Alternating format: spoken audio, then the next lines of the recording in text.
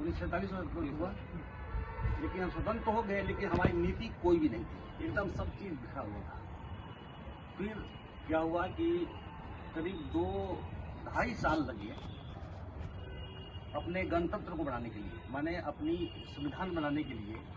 लेकिन उस संविधान में क्या हुआ कि बहुत तमाम देशों के जो अपने संविधान है उसको पढ़ा गया, और उसको पढ़ करके जो ही लोग थे, चाहे अम्बेडकर जी हों, राजेंद्र प्रसाद जी हों, या जो भी उसमें सदस्य थे, सब लोग उसका बहुत गहन अध्ययन किए।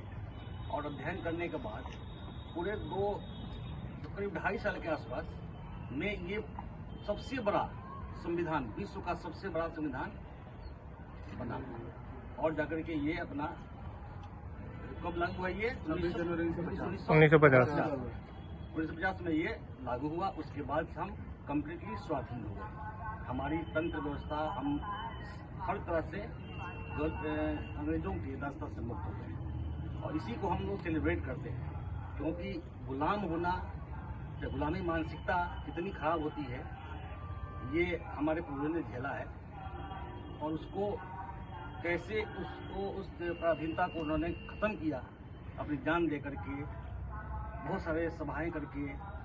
गांधी जी ने अनशन आंदोलन किया, हमारे जितने भी सुभाष चंद्र बोस, चंद्रशेखर आज़ाद, ऐसे ऐसे लोग अपने जान गंवा दिए इसमें, तब जा कर के ये हमको स्वाधीनता मिली। और आज हम सुख चैन से हैं।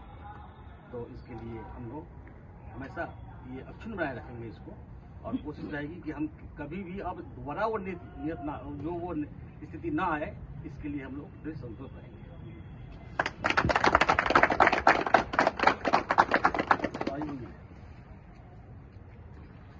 वैसे तो सब कुछ सर ने बता ही दिया है, लेकिन मैं कुछ चीज़ें इसमें जोड़ना चाहूँगा।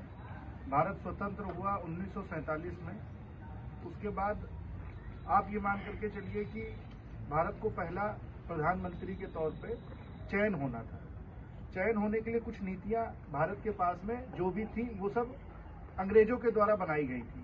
इसीलिए एक टेबल में और एक कमरे में बैठ करके भारत के प्रधानमंत्री को चुना गया, और कुछ चुनिंदा लोगों ने ही भारत के प्रधानमंत्री को चुना।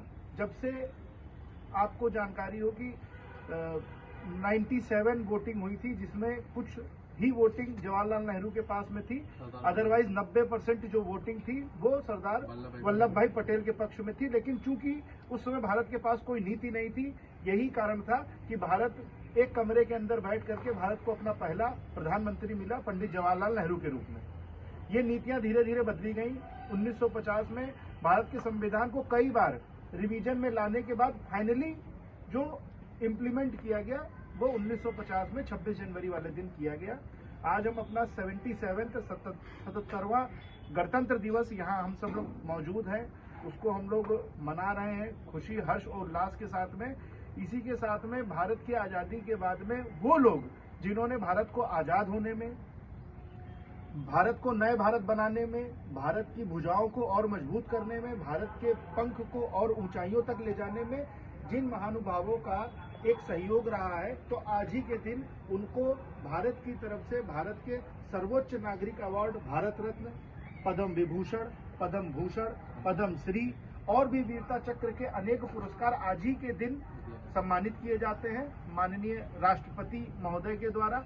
आज हमारे भारत में लगभग 77 लोगों को अलग अलग सम्मान से नवाजा जाएगा, जिसमें जो पद्म विभूषण है हमारे बीच आज नहीं रहे, जो हमारे सर्वश्रेष्ठ नेता इस युग के धर्मेंद्र सिंह देओल को मिल रहा है, स्पोर्ट्स में रोहित शर्मा जी को मिल रहा है, अलका याग्निक जी को कला में मिल रहा है। ऐसे ही टोटल 77 लोगों को मिल रहा है, जिसमें साइंस, विज्ञान, तकनीक, कला, sports, habitation, politics, social affairs, कई सारे सेक्टर्स हैं जिनको आज ही के डेट में ये सब पुरस्कार किया जाता है।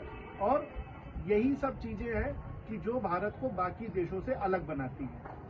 और मैं आज आप लोगों का यहाँ पे अपने तहे दिल से स्वागत करना चाहूँगा, और सभी को एक बार फिर से शुभकामनाएं देना चाहूँगा कि आपने अपना कीमती समय निकाल करके आज भारत माँ के सपूत होने का ये मौका आपने प्रस्तुत किया है। मेरा सभी को नमस्कार।